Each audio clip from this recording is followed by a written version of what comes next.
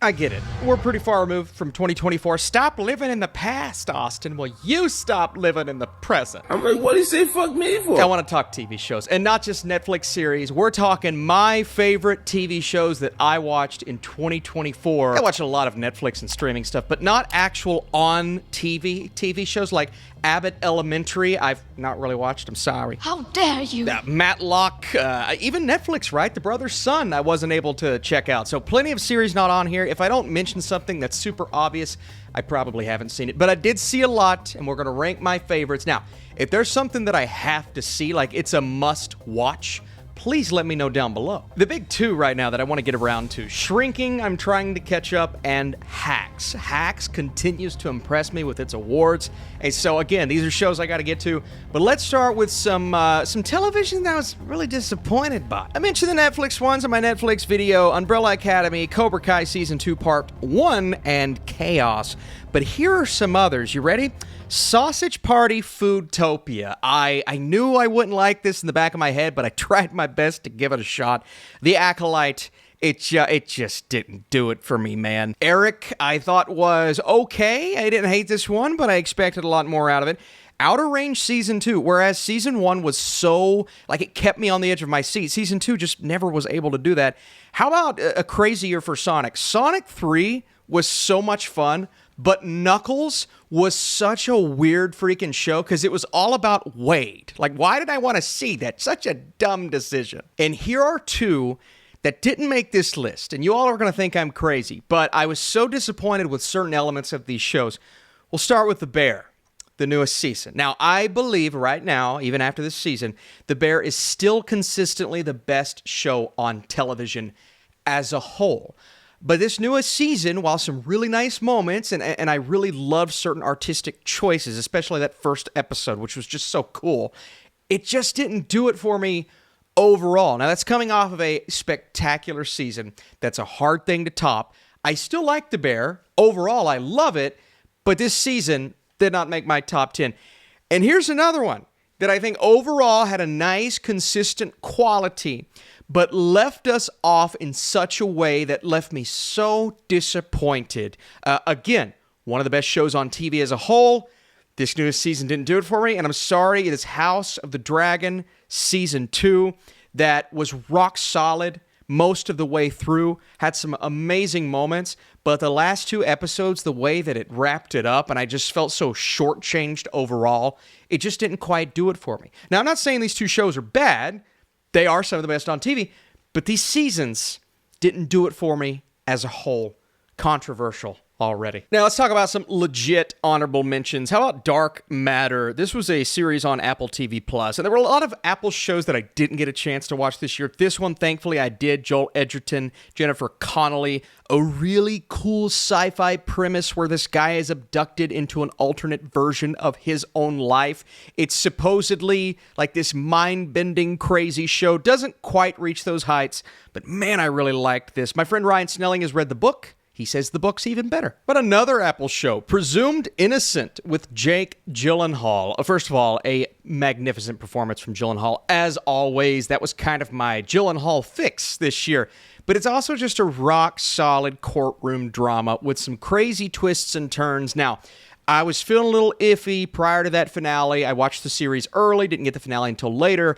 I got the payoff that I don't know if I needed, but I was satisfied with. And so overall, Presumed Innocent got very close. Mr. and Mrs. Smith, rock solid. Maya Erskine, Paul Dano, Donald Glover, obviously very different from the movie. It's not the Mr. and Mrs. Smith that people know, and I think that caught people off guard, but I don't hold the Mr. and Mrs. Smith lore close to me, so I kind of liked the twists and turns of this new one, and overall, just really solid chemistry between the cast. Not quite as action-packed as I needed, but, you know, a series that I'm going to lump into the House of the Dragon and the Bear category of one of the best shows on TV, but this newest season just didn't quite do it for me, but it did enough towards the end of the season to kind of make this list. And initially, I didn't feel that way.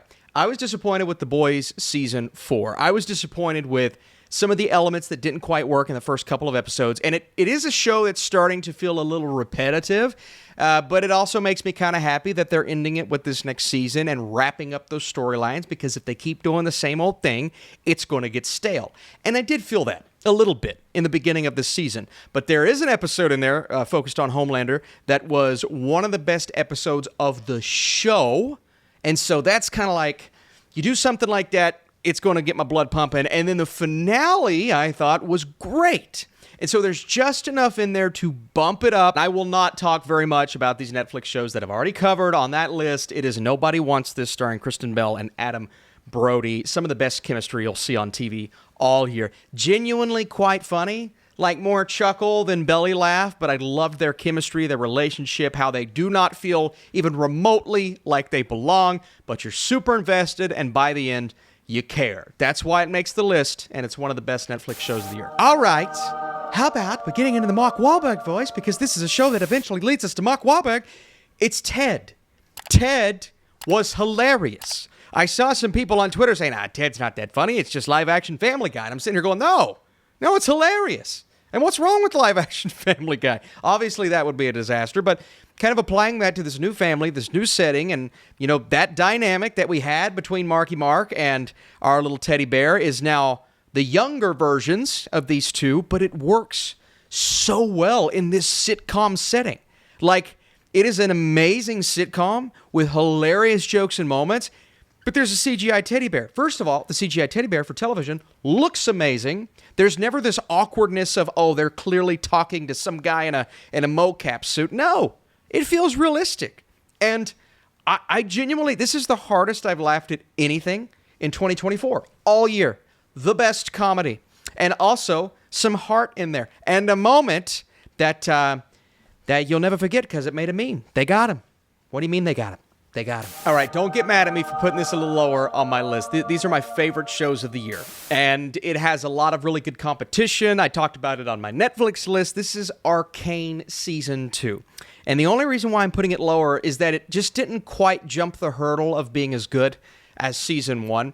And I did have some issues throughout, like we're kind of montaging through things, highlighting through things. We talked about this in the Netflix video, but I still really loved so many elements about this. The voice cast, obviously, the characters from Vi to Caitlin to Victor to Jace. I mean, just top tier across the board. The questions I had at the end, you think you get concrete endings for our characters, devastating endings for our characters. Then you're like, well, actually, are they, what really happened here? So I love this universe. I can't wait for the spinoffs. I loved Arcane Season 2, but again, not quite as good as Season 1. Talk about a surprise. I mean, a massive surprise. Fallout was great.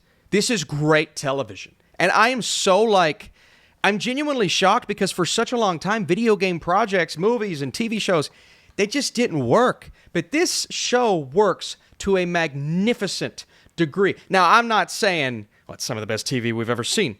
Not quite there. I mean, we are balancing a lot. There's 3 different storylines, 3 different main characters. Everything comes together, and you're learning. More things come in along the way, but man, I love this cast. Ella Purnell, Aaron Motton, Walton Goggins. Moises Arias becomes kind of a big deal towards the end, and going from underground to above ground in this apocalyptic setting, getting the backstory of that. Walton Goggins, as always, as we expect, being a standout here. But then for those Fallout fans, and I, not a hardcore fan, but I know a little bit about Fallout, seeing these things come to life was just so cool, and I was so satisfied. And so for fans of the video game, I'm sure this is in your top 3 to 5 of the year. We talked about the Netflix stuff. We'll keep it short. A Man on the Inside, Ted Danson, pulling at the heartstrings consistently. It's about this guy who's infiltrating this nursing home, but he starts to get kind of roped in to the people and the stories and the emotions coming from what he's going through personally, but also doing the job that he's assigned to do. And so you have that conflict. It's a very obvious idea, but Michael Schur, going from The Office to Parks and Rec to this and that, everything he touches, I feel like at this point turns to gold.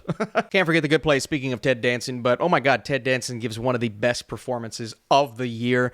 I was thinking about this series long after it was over, and some will see it as a generic sitcom, but I felt it. It spoke to me. Him going to the nursing home, threw me back. I just loved it. What a year.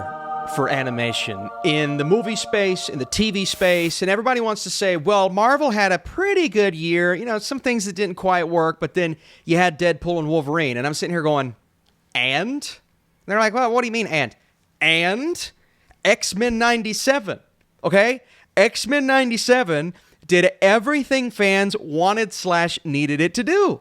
It is that good. Folks, I love this show. It harkens back to my childhood. It is full of heart. It has a soul. It has a purpose. It's beautifully written. I love the characters. Look, you can watch this if you've never seen the original show and be like, man, that's just so cheesy. The one-liners and what Cyclops is spouting out when he goes to the ground and does the coolest superhero landing of all time. Do you remember when he did that?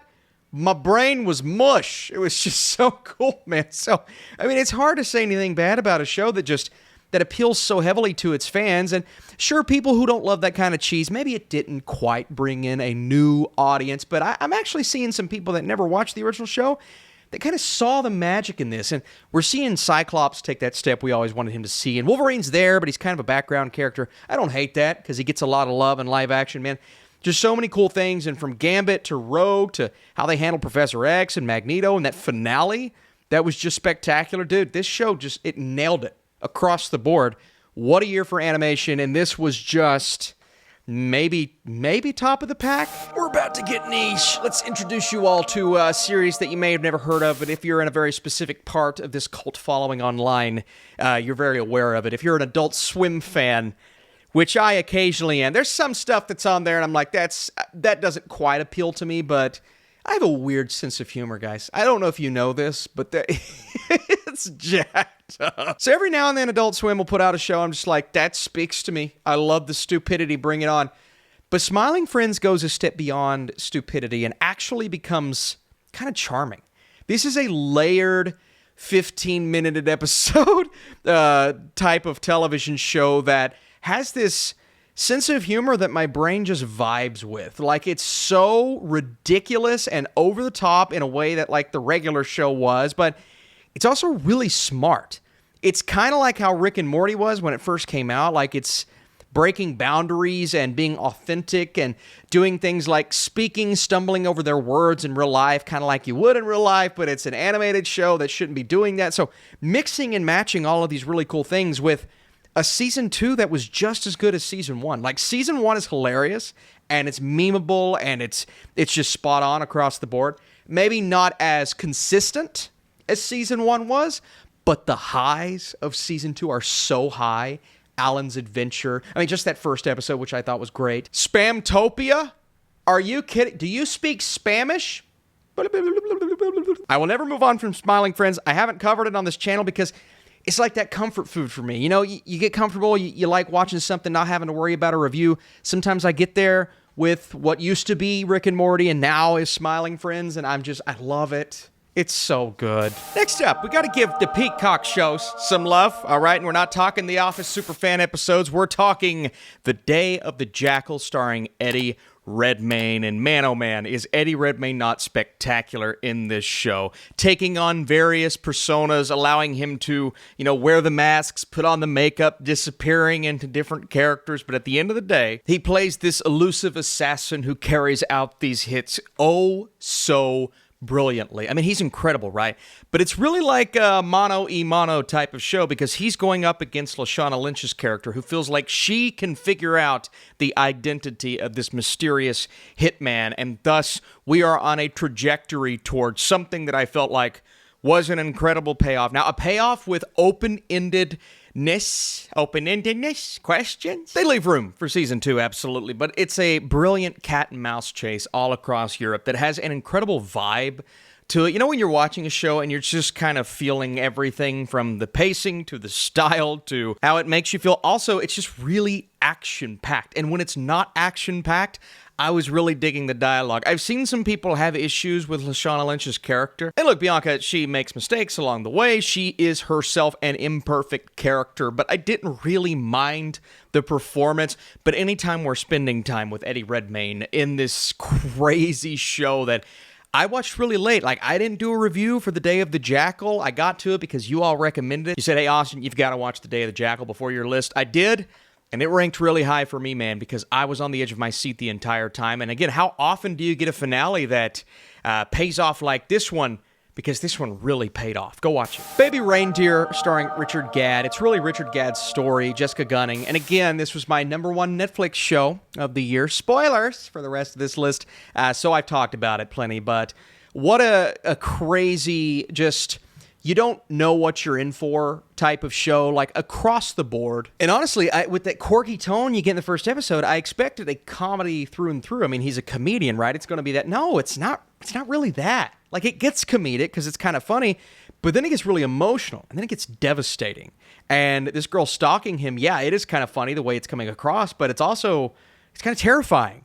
And so you are with him through this story that just takes these twists and turns that are often hard to watch. I mean, genuinely, I'm like, I can't believe he's telling us this story. And so, yeah, the stuff that was happening in real life behind the scenes is interesting this year, suing the show and suing the people involved. But overall, Baby Reindeer kind of nailed it for me, and I loved it. Number 2, this is far and away the show that I watched this year and just had the most fun with. As a comic book fan, more importantly, as a fan of the Batman and that world and that universe and those characters, and just seeing some little minor things in there. Again, you didn't have Batman swinging over rooftops, but there were some cool little nods, and I did feel like I was in Gotham. Now, I agree with my guy, the Flick Pick, on this one point, that visually wasn't quite as good as Matt Reeves' Batman, but everything else was spot on. Like the tone, the atmosphere, and the fact that the Penguin's just a sick bastard, all right? Sick little bastard. And you know that at the beginning, but you're still trying to root for him. I think that's the sign of a great show. That's the sign of a beautifully written character. You want this guy to succeed, even though you know he's a piece of shit, all right? That's just the way it is with the Penguin. Colin Farrell gives an amazing performance. He just won the Golden Globe. Deserved it through and through. He's remarkable in this series. You got a guy winning awards for a superhero show. That's kind of when you know you're breaking boundaries. And man, this is not just a superhero series. It feels like The Sopranos at times. It feels like this mob boss, Martin Scorsese type of TV program, which you'll never get because he's always doing movies. But I was just so invested, man. And there were times where it slows down, but then there are times when you're focusing on the other standout, Kristen Miliotti's Sophia Falcone, who also just got nominated, I believe, for a SAG award. Man, she's incredible. Like, she stole the show. And I said this on the Movie Mode podcast. I want Sophia Falcone to be a mainstay in the Batman universe. Kind of like how Harley Quinn kind of broke ground, and then she's a part of all these different things. Put her in animated shows. Put her character everywhere, and make her, a big part of the Batman Part 2. Am I bummed that Batman 2 has moved? Yes, it sucks. But at least I've got the Penguin to tide me over. I've only seen the Batman, 10 times now. I'm already going to go back and watch the Penguin with my wife very soon. I can't wait to do it. This is just an experience, the experience I wanted to have. This was it with the Penguin. So, super happy with it. My God. So, if it was that good, Austin, what was able to trump it? Shogun. Event television, right? We haven't really had that in a long time. The last thing I can really think of, obviously House of the Dragon Season 1 is there. Season 2 was still there, maybe not quite as much, wasn't as invested. I know viewership dropped off as well. Shogun kind of took its place this year, and it felt like, Game of Thrones times when we'd all tune in, everybody get excited for an episode, and it would consistently deliver. And Shogun, I think, for the most part, maybe the finale wasn't quite as good as I wanted it to be. But it's always the episode before, right? The episode before the finale was incredible. The way that it ended, the way that it brought one specific story to an end that I was just shocked by. I'm like, what? Did that really just happen? And that was the first time all year at that point where I said, that actually blew me away. It blew a lot of people away, but it blew me away. It blew me away. I was stunned. And the performances. Yoshi is just a phenomenal character. Like, top tier. The moment you see him for the first time, you're like, that he's going to be incredible. But I'll tell you who surprised me most. First of all, Cosmo Jarvis. some people are getting on to him, and everybody else is getting nominated. He's not getting nominated. Let's give the guy some credit. Credit where credit is due. Rip off Tom Hardy. I like this guy. I have really liked Cosmo Jarvis for a while now. But specifically this show, I think he does a nice job. Even in the finale, when we get some things later on, I thought he did a good job. People were clowning him a little, just a tiny bit. But Mariko is the character that just, the longer this season went on, the more I'm like, no, this is it. She's the one. Like, Yoshi's amazing, but she stole every scene. Like, I'm getting chills just thinking about it. Every scene she's in didn't become the sole focus, but became that character that you're rooting for. And you just want her to succeed. You don't know where this is going to go. You don't know how it's going to end. Epic. Shogun was epic. Beyond belief, man. This is top-tier storytelling. I love Japanese culture in general, and this culture, the samurai type of lore and content that which I'm just missing out on these days. That's why Wolverine, I think, was my most anticipated movie of that year, because like, oh, samurai stuff, cool. But this nails it, man. It was so good. They're going to do more seasons. They're like, wait, maybe we should do more, because that was really, really good. And again, that makes me nervous, but I have faith in them because they landed this one so well. And look, there were some episodes that were slow, absolutely. And the finale, again, wasn't as action-packed as the last, but I loved it. I absolutely loved it. Shogun lived up to the hype and delivered week after week. And there's something about taking in a show in that way. So that's my #1 series. Again, I know I missed shows. I know some things weren't as high on my list as you would have wanted them to be, but thank you all so much. Hey, thanks for your support. One of my last 2024 lists, if you want to see it, if you want to drop a like on this video, if this video gets 500 likes, and I think we can push past that. If it gets 500 likes, we'll do a best TV shows of the decade, because we've reached that halfway point. The decade. So far, obviously, can't predict the future. Thanks for watching. I'll see you very soon, and let me know if you want to see that.